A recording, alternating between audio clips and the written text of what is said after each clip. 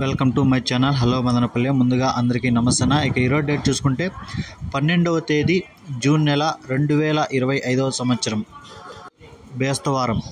ఇక మనమైతే ఈ వీడియోలో కలికిరి అలాగే అనంతపురం టమాటా ధరలు ఎలా ఉన్నాయో ఈ వీడియోలో తెలుసుకుందాం.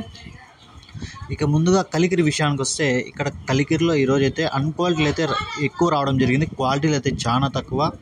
ఈ మిక్సింగ్ కాయలు అన్క్వాలిటీలు ఇవన్నీ చాలా రావడం వల్ల ఈరోజు అయితే కలికిరిలో స్వల్పంగా ధర తగ్గింది.